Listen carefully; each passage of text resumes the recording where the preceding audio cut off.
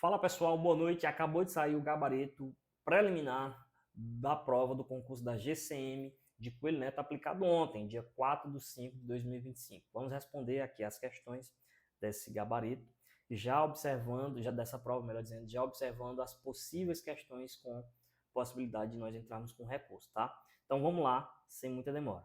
A primeira questão, como todo mundo já espera, é uma questão que envolve interpretação e compreensão textual. A interpretação dessa banca é uma interpretação simples, é uma linguagem simples, apesar de o texto ser longo, né? Ela trouxe um texto longo, falando sobre a inteligência artificial. Nós não vamos ler esse texto, vamos passar diretamente para as questões, até porque vocês já responderam a essa prova, viram, já sabem como é o texto, tá? Nós vamos diretamente para as questões. Mas é uma banca que traz textos longos com a linguagem simples, dá para você entender. E a melhor forma de responder às questões de interpretação e compreensão textual dessa banca é você fazendo a analogia, a comparação entre o que está no enunciado, o que está nas alternativas e o que está no texto. Não tem muita inferência, não, ela não exige muita inferência, ou seja, saber o que é que está nas entrelinhas, ficar imaginando o que o autor quis dizer quando escreveu determinado trecho do texto, tá? Nós vamos observar isso. Olha só, primeira questão. Olha só o tamanho desse texto. Ele fala sobre a inteligência artificial entre o bem e o mal. Ele vai colocar, obviamente, bons argumentos e argumentos favoráveis e argumentos contrários ao avanço da IA, tá? Então é um texto bem longo, observa, ó. E aí ele está nessa referência aqui, www está no site da CNN. Olha só, considerando os argumentos desenvolvidos ao longo do texto, assinale a alternativa que melhor expressa a tese central do texto, ou seja, a ideia principal do texto. Na letra C, ele diz assim, ó, a IA é uma inovação inevitável e poderosa, cujo uso deve ser acompanhado por responsabilidade, regulação e cooperação global. Observa que no 8º parágrafo e no 9º parágrafo, ele vai dizer justamente isso, ó, que é o que eu falei para vocês, a gente fazer a analogia, comparar o que está no enunciado, comparar o que está nas alternativas e o que está no texto. No 8º parágrafo diz assim como toda tecnologia, a IA precisa de pessoas que utilizam a ferramenta com responsabilidade, sob pena de transferirmos a inovação os nossos piores defeitos, como preconceitos, ódios, maus comportamentos e divisões sociais. Então, lá na letra C tem dizendo assim, ó, o desenvolvimento da IA precisa ser... A IA é uma inovação inevitável e poderosa, cujo uso deve ser acompanhado por responsabilidade. Beleza.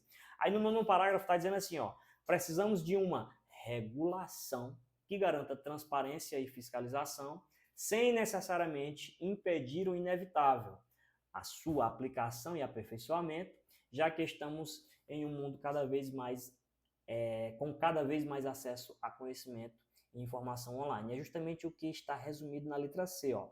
A IA é uma inovação inevitável e poderosa, cujo uso deve ser acompanhado por responsabilidade, regulação e cooperação global, que vai ser citado também nos demais parágrafos. Então, esse gabarito aqui é tranquilo. Segunda questão, sobre o trecho. Assim como toda tecnologia, a IA precisa de pessoas que utilizam a ferramenta com responsabilidade. Assinale corretamente o elemento do texto em que o termo ferramenta estabelece uma coesão lexical. Corta para cá, ó. O que é a coesão? É a interligação entre os trechos de um texto. Essa coesão ela pode ser do tipo coesão referencial, quando eu utilizo pronomes e advérbios, como, por exemplo, o aluno está na aula, ele está atento. E se ele retoma aluno por meio de uma coesão referencial anafórica. Eu falei de algo que já foi dito. Essa coesão ela pode ser de forma sequencial, quando eu utilizo conjunções ou locuções conjuntivas, quando eu digo assim, o aluno está na aula, vírgula, mas não está atento. Esse mas, ele faz uma sequência, percebe que ele dá uma sequência lógica, garantindo aí uma semântica de adversidade. E ela pode ser também do tipo lexical, que é quando eu utilizo palavras para substituir palavras. Normalmente eu faço por meio de sinônimos, como, por exemplo, eu digo assim, ó, o aluno está na aula, vírgula, mas o aluno está na aula, vírgula. esse estudante não está a tempo. Aluno e estudante é a mesma coisa, então estou utilizando sinônimos. Eu posso utilizar hiperônimos quando eu digo assim, por exemplo, ó, fui ao mercado comprar banana, vírgula, mas esta fruta não havia lá. Então, quando eu faço um hiperônimo, eu troco uma palavra de sentido mais específico por uma palavra de sentido mais genérico. Então, banana é específico e fruta é genérico. E quando eu faço o hipônimo, é o contrário. Eu falo fruta primeiro e depois eu falo uma banana, por exemplo, uma maçã, que é uma especificidade. No caso em questão, eu troquei por um hiperônimo aqui, né? Eu posso dizer que troquei por um sinônimo? Posso, mas eu troquei por um hiperônimo. Observa como é que está aqui, ó. Eu digo assim como toda tecnologia, a IA, que é o específico, é a tecnologia específica, né? Precisa de pessoas que utilizam a ferramenta. Então, a ferramenta é algo mais genérico. Eu troquei por um hiperônimo, eu posso dizer que troquei também por um sinônimo, não tem problema. Mas o que ela quer dizer, o que ela quer saber é qual foi a palavra que foi trocada, né, que foi substituída por meio da coesão lexical. No caso, foi a IA, letra D, gabarito também tranquilo, sem muita problemática aqui, né? Terceira questão, observa. A estrutura textual do quarto parágrafo pode ser caracterizado como narrativa, descritiva, argumentativa ou expositiva. Observa que aqui ele não quer saber a tipologia textual do texto como um todo, ele quer especificamente do quarto parágrafo. Então esquece o texto todo e vamos ler somente o quarto parágrafo. Olha só. Em vista disso, diversos líderes globais de empresas de tecnologia já compartilharam as suas preocupações sobre o assunto. E isso acontece em um momento raro da nossa história, em que vários criadores dessas tecnologias estão criticando os avanços de suas criaturas.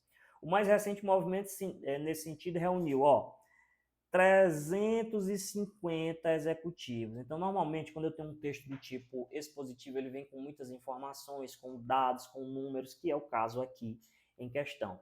Entre eles, aí ele citou quais seriam esses executivos. Dentre eles, o CEO da OpenAI, criadora do ChatGPT, para manifestar as suas preocupações sobre o avanço da IA no mundo.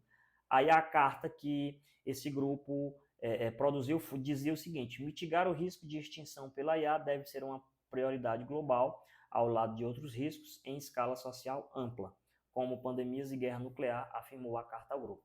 A banca trouxe como gabarito letra D, expositiva, apresentando informações sobre as preocupações dos líderes. Então, realmente está aqui, o que torna esse texto expositivo é justamente essa informação, 350 executivos. Aí ele traz aqui o CEO da OpenAI, e o que ele está dizendo aí, informações sobre as preocupações. Quais são as maiores preocupações? A escala social ampla, como pandemia e guerra nuclear. Quando se fala de tipologia textual, a gente fala de predominância, ou seja, pode ser que em um texto, pode ser que em um trecho haja mais de um tipo textual, porém uma tipologia textual vai predominar sobre a outra, que foi o caso aqui da expositiva, tá? Não quer dizer que não haja, dentro desse próprio trecho, passagem argumentativa, mas há uma predominância da tipologia expositiva, tá? Vamos para a próxima. Quarta questão, no trecho, o que mais chama a atenção nessa tecnologia é a sua rapidez de evolução. O período é classificado como o quê? Observa o seguinte, o período veio assim, O que mais chama a atenção é a sua rapidez. Observa que nós temos dois verbos, chama e é. Nesse caso, a gente já tem um período composto. Na letra A está dizendo assim, período simples. Não, já elimina a letra A. Período simples. Já elimina a letra A, porque eu tenho dois períodos, eu tenho dois verbos, melhor dizendo. Consequentemente, o meu período é composto. Resta saber se ele é composto por coordenação ou subordinação, ou se ele é misto, se ele tem os dois. Para que eu tenha um período misto, eu vou te dizer porque isso foi uma discussão que nós tivemos no grupo. Para que eu tenha um período misto, ou seja, um período em que haja coordenação e subordinação, eu tenho que ter no mínimo três verbos e, consequentemente, 3 orações. Tá? Quando eu digo assim, o garoto chegou e disse. Pronto, o garoto chegou é coordenado, não é não? E disse é coordenado, que não irá mais participar. da reunião. Pronto, eu tenho o garoto chegou, é um verbo. Disse é outro verbo. Não irá participar da reunião é outro verbo. Então, para que eu tenha um período misto, eu tenho que ter no mínimo 3 orações e, consequentemente, 3 verbos ou 3 locuções verbais.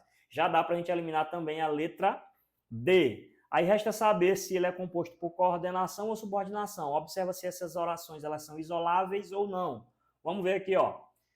O que mais chama a atenção nessa tecnologia é a sua rapidez de evolução. O problema aqui é que a questão trouxe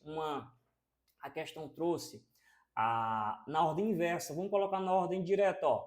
É a sua rapidez de evolução o que mais chama a atenção nessa tecnologia. Pronto, agora aqui ficou mais fácil. Se eu chegar para te dizer assim, ó, é a sua rapidez de evolução, tem sentido essa oração? Não. Ou se eu chegar para te dizer assim, ó, o que mais chama a atenção nessa tecnologia? Também não tem sentido. Então já sei que aqui é uma oração subordinada. Subordinada. Então aqui a resposta seria letra C. Letra C é o nosso gabarito. Mas observa aqui mais informações. Vou te dar mais informações, ó. Todas as vezes que eu tiver esse O ou um A e ele tiver antecedido de que, ou eu posso ter ainda o de ou a de, nós estaremos diante aqui do que a gente chama de pronome demonstrativo. Então, esse o é um pronome demonstrativo e esse que, ele é um pronome relativo. Esse o vai equivaler a pronome demonstrativo aquilo. É a mesma coisa de dizer assim, ó, é a sua rapidez de evolução, aquilo que mais chama a atenção. Pronto, aqui, quando eu tiver o O mais o que, e eu puder trocar esse O por aquilo, eu estarei diante de um pronome demonstrativo, tá? De um pronome demonstrativo. Nesse caso, esse que vai ser um pronome relativo. Aí, olha a chave do negócio. Todas as vezes que eu tiver o que, ele é um pronome relativo, eu posso trocar por o qual, a qual, os quais ou as quais, eu vou ter uma prosa. Anota esse bizu que eu sempre dou. Prosa, o que é uma prosa? Esse P é de pronome, esse R é de relativo e esse OSA é de oração subordinada adjetiva. Então, só eu saber que esse que é um pronome relativo, eu já tenho todas essas informações aqui. Aí eu olho para a oração, tem vírgula? Não, então é uma oração subordinada adjetiva restritiva. Mas a gente já tinha respondido a questão e é período composto. Agora, olha só a quinta questão. Novamente, no trecho, o que mais chama a atenção nessa tecnologia é a sua rapidez de evolução. Considerando a estrutura sintática, na frase, né? Aqui é na frase, a palavra destacada é classificada como? Então aqui, ó, esse que a gente respondeu é um pronome relativo. É um pronome relativo, ó, é um pronome relativo e eu vou ter uma prosa, uma oração subordinada adjetiva. Próxima questão. Assinale o seguinte trecho sintaticamente. É essa capacidade de aprendizado automatizado que faz com que a IA se desenvolva aceleradamente. Estamos diante de uma tecnologia duplamente desconhecida da maioria das pessoas. E se por um lado não sabemos como ela funciona, por outro não sabemos qual o seu limite. Assinale a alternativa correta. A sentença, essa capacidade de aprendizado automático, ó, é essa capacidade de aprendizado automático, funciona como predicativo do sujeito, sendo o sujeito representado pelo pronome que. Não, o pronome que aqui já está na oração seguinte, ele já vai ser sujeito, é do verbo fazer. E isso faz com que a IA, beleza? Então, não. Letra B, estamos diante de uma tecnologia duplamente desconhecida. O termo diante de uma tecnologia exerce a função de objeto direto. Então, não, diante é lugar. Então, eu tenho aqui um adjunto adverbial. Não sabemos como ela funciona. A oração, como ela funciona, exerce a função de sujeito. Não sabemos isso, né? Não, então, aqui não é sujeito, é objeto direto. E a nossa resposta está aí, ó. Que com a IA se desenvolva aceleradamente. Com que a IA se desenvolva aceleradamente. A oração com que a IA se desenvolva aceleradamente funciona como objeto direto de faz sim. Observa aqui, ó. Faz com que a IA se desenvolva aceleradamente. Essa estrutura todinha aqui, ó, faz. Aí, ó, com que a IA se desenvolva aceleradamente, eu vou trocar por isso. Faz isso. Quem faz algo. Faz o quê? Isso. Essa preposição aqui, ela é desnecessária. Então, eu posso até retirá-la do contexto. Faz que a IA se desenvolva aceleradamente. e o texto corre normalmente, sem que haja uma perda de sentido, sem que haja incorreção gramatical. Nesse caso, quando eu troco toda uma oração por isso, eu estarei diante quando eu troco toda a oração por isso, aí eu vou pegar esse isso e eu vou ter a resposta. Esse i é de conjunção integrante, então esse que é uma conjunção integrante. Aí eu vou lembrar lá do jiu-jitsu, ó. Lembrar do jiu-jitsu, os, né? Não é o cumprimento dos jiu-jiteiros? Então eu vou lembrar e aí eu vou responder, ó. Isso daqui é uma oração subordinada substantiva. Oração subordinada substantiva. Mas ele nem quer saber sobre isso, ele só quer saber a função dessa oração aí, que no caso é objeto direto do verbo fazer.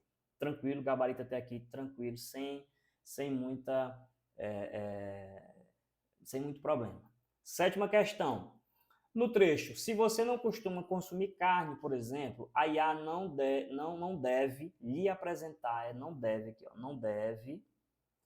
lhe apresentar opções de churrascaria. Considerando as regras de colocação pronominal da língua portuguesa, é correto afirmar que o pronome lhe está corretamente posicionado por estar em próclise, então o pronome lhe está em próclise aqui com relação ao verbo apresentar. Ele está em próclise com relação ao verbo apresentar, atraído pela palavra negativa, não. Essa questão aqui, ela é bem dubitável, né? Ela é bem dubitável, porque na realidade esse pronome ele deveria estar proclítico ao verbo dever. Não lhe deve apresentar ou não deve apresentar-lhe. Ele deveria estar proclítico ao verbo dever, ou seja, ao verbo auxiliar, ou enclítico ao verbo principal, que é apresentar. Tá? A questão, a banca trouxe como resposta esse gabarito, né? Esse gabarito. E aí, por se tratar de uma locução verbal, a banca deveria colocar a posição e o verbo ao qual ela se refere. Então, está dizendo assim, o pronome lhe está corretamente posicionado por estar em próclise. Próclise com relação ao verbo principal, né? Mas na realidade ele deveria estar ou antes do verbo dever ou depois do verbo apresentar. Mas não creio que a banca vá trazer como gabarito, porque a B, C e a D já são erradas por demais também, né? Na realidade essa questão aqui traz uma possibilidade de recurso, porque a única posição que esse verbo não deveria estar aqui, se você observar, ele está proclítico ao verbo apresentar, quando na realidade é a única posição que ele não deveria estar. Ele deveria estar assim, ó, ele poderia estar, segundo a gramática, ó, deve, né, deve-lhe apresentar, porque aqui nós teríamos a posição enclítica ao verbo auxiliar.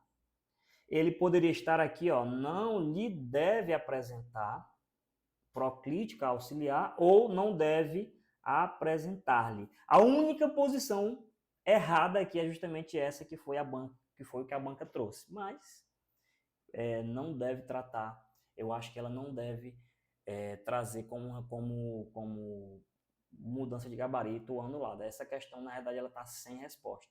Para quem quiser, depois eu posso enviar as referências bibliográficas aí de Bechara e da gramática do Celso Cunha, tá? E Lindley Sintra. Vamos lá, oitava questão. Na frase, a nossa história se confunde com o surgimento de novas tecnologias. Sobre os aspectos fonológicos das palavras destacadas, é correto afirmar que... Olha só, nós temos aqui, ó, nossa, nós temos duas vogais, então nós temos duas sílabas. Nossa. Aqui nós temos 3 vogais, 3 sílabas também. História. E aí nós temos aqui um dígrafo. Nós temos aqui um dígrafo. E aqui nós temos um ditongo crescente. Nós temos um ditongo crescente, uma vez que eu tenho aqui o I, que é semivogal, e o A, que é vogal, então a gente tem uma crescente fonológica. A banca deu como resposta a letra D. A palavra nossa apresenta um dígrafo consonantal, ok. E história apresenta um ditongo decrescente. Não. Essa questão aqui deve ser anulada. Deve ser anulada porque ela não traz resposta. O correto é: história apresenta um ditongo crescente. Crescente. Aí pode alguém dizer assim, ah, mas lá no português de Portugal, essa palavra ela pode ser considerada uma proparoxítona eventual ou proparoxítona aparente. Beleza, mas ainda que seja assim, não há resposta aqui. E seria, no caso, na realidade seria letra C, né? Se eu considerar o português de Portugal. Mas a gente tem que considerar o português do Brasil. Eu acho isso, quando as bancas trazem isso, eu acho idiotice. Porque a gente, se você observar, por exemplo, o Cristiano Ronaldo, se você observar, por exemplo, o Jorge Jesus, eles falam a língua portuguesa, a gente consegue compreender, mas você percebe que a fonologia é diferente da nossa. Então é idiotice você querer falar de fonologia, de fonética de Portugal, fazendo uma prova de língua portuguesa aqui no Brasil, né? Outras bancas que trazem esse tipo de cobrança, CESP e FGV, essa banca eu acho que não traz, essa questão ela está sem resposta, na realidade, tá? Ela está sem resposta. Ou, se eu for considerar como uma proparoxítona eventual ou aparente, que seria mais ou menos assim, ó. Se eu considerar como uma proparoxítona eventual ou aparente, seria isso. Historia. É como se eu não consigo nem responder, nem falar isso aqui. História. Né? Como se fosse português de Portugal, e aí nós teremos aqui uma palavra proparoxítona, portanto, nós teríamos aqui um hiato. Seria, em tese, letra C. Mas, ainda assim, eu acho que o correto é que essa questão seja anulada. Ela deu como resposta gabarito letra D. Nossa apresenta dígrafo consonantal correto e história apresenta ditongo decrescente, não. Não é decrescente, é crescente. É a questão que traz aí uma maior possibilidade de a gente conseguir o recurso. Nona questão, isso acontece em um momento raro da nossa história. Se você trocar isso daqui tudo, ó, em um momento raro da nossa história, por quando? Isso acontece quando? Em um momento raro da nossa história. Pronto, a gente já tem a resposta. Adjunto adverbial de tempo, por indicar quando a ação ocorre. Tranquilo. 10ª questão, considera a seguinte situação hipotética. Em uma conversa informal, por mensagens, um jovem escreveu: usei um boot muito massa para montar meu resumo. Aí a fez tudo rapidão, fiquei chocado. Então aqui é uma linguagem informal, tá? Linguagem informal. Mais tarde, o mesmo jovem precisou apresentar o uso da inteligência artificial em uma feira científica da escola e, ao redigir o relatório, escreveu. A mesma coisa que ele falou lá, ele falou de outra forma aqui, de uma maneira mais formal, porque se tratava de uma feira de ciência.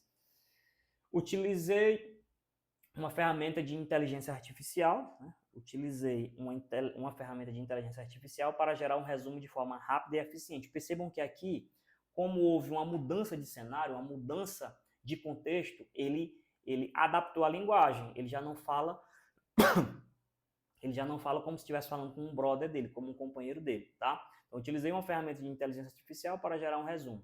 Nós temos aqui o que a gente chama de variação variação diafásica, é quando importa o contexto. Algumas pessoas disseram assim, mas isso não está no nosso edital, é uma questão que trata, é uma questão de nível superior, não tem nada a ver, porque, por exemplo, a oração subordinada é cobrada tanto no ensino médio quanto no ensino superior. Esse conteúdo de variação linguística, ou variação da língua, ou variedade linguística, como está no teu edital, lá na parte do conteúdo programático, ele é ensinado para os alunos desde o ensino fundamental, desde o 9º ano. 8º ano, o 9º ano já está na grade de conteúdos. Eu digo isso porque, além de professor para concurso, eu sou também professor da rede pública. E eu sei porque eu dou esse conteúdo para o ensino fundamental. Então, não tem que se dizer que não está no nosso edital, que é um conteúdo de nível superior. Não, talvez você não tenha costume com essas palavras, diafásica, diastrática, beleza, mas existe sim. E eu vou te mostrar aqui, eu vou te dar o exemplo aqui, ó, de cada um. Observe. Nós vamos ter aqui a variação diafásica, que depende muito do nível da formalidade, depende do contexto. Observa aqui, ó, eu vou te apresentar as duas pessoas em contexto diferente. Aqui é no contexto do escritório, do trabalho dela. Então, ela vai dizer assim, ó, você estaria aberta a considerar outras opções? Ela, é claro, estou disposta a considerar outras opções. É um contexto mais formal. Agora, observa, são as duas pessoas, as mesmas pessoas, só que em um barzinho, ó, tomando uma. Aí ela diz assim, menino, nem te conto, estou morta com esse monte de coisa no trabalho. E tu, como tá lá? Então, observa que aqui mudou o contexto, mudou a forma como ela fala. Isso aqui é o que a gente chama de variação diafásica. Diafásica, que é o mesmo que está lá na tua prova.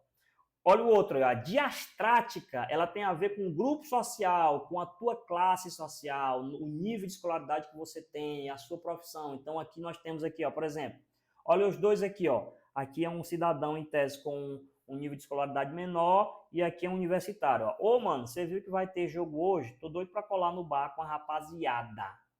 Já o outro rapaz diz assim, ó, vi sim, vai ser um jogão. Eu e o pessoal da faculdade vamos assistir ao jogo depois da aula. Então, observa que faz aqui o uso correto da regência verbal, a palavra dele é mais, a fala dele é mais polida. Então, aqui nós estamos diante de uma variação diastrática. Olha aqui, ó, dependendo da profissão também, ó, o policial chega e fala assim, ô, qual foi a situação da ocorrência? Isso aqui é tipo de polícia, né?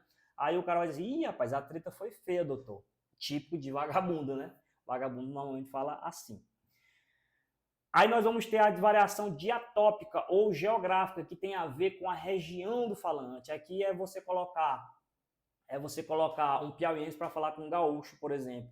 Eu digo isso porque lá no Rio de Janeiro, onde eu morei por um ano, servindo na Força Nacional, o motorista da minha equipe, ele era do Rio Grande do Sul e eu aqui do Piauí. Então ele falava algumas coisas que eu não entendia. Por exemplo, eu trouxe aqui uma bergamota, você quer? Eu digo, bergamota, o que é uma bergamota? É uma tangerina, né? Tangerina. Para nós lá, bergamota. Olha aqui, ó, mandioca, o nordestino, né, o nordestino, e a outra diz, não, isso aí é uma macaxeira, né, uma macaxeira. A mandioca lá mais para o sul e a macaxeira para outra aí do nordeste. E a variação diacrônica, ela tem a ver com a variação temporal, a evolução da língua, tá? Então, antigamente a pessoa dizia assim, ó, vossa mercê está convidada para o jantar, né, uma velhinha aí, ó, escrevendo uma carta.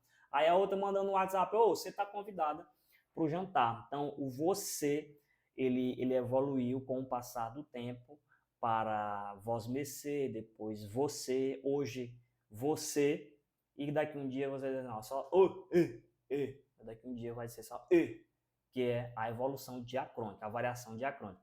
Então, a resposta desse gabarito realmente é a a letra D, né, a variação diafásica. Foi uma prova tranquila, tá? Não foi uma prova com um nível de cobrança aí muito difícil. Somente aquela questão, né? Deixa eu ver, foi a questão de número que trouxe ali a fonética, né? A questão de número 7. Imagino que essa questão pode sim ser objeto de recurso, tá? Eu indico que vocês façam o recurso. Não é a questão 7, é a questão 8. Questão 8 da prova tipo 1. História, nossa e história, que trouxeram aí que trouxeram dúvida com relação ao recurso. As demais questões, teve a 7 lá também de colocação pronominal, mas não imagino que a banca vá aceitar recurso, tá bom? Eu sou o professor Bruno Oliveira. Para você que ainda não me conhece, não conhecia o meu trabalho, comece a me seguir nas redes sociais, @professor Bruno Oliveira, tá bom? Espero que você tenha gostado dessa resolução de questões. Um grande abraço para você, estou à sua disposição e até a nossa próxima aula. Valeu!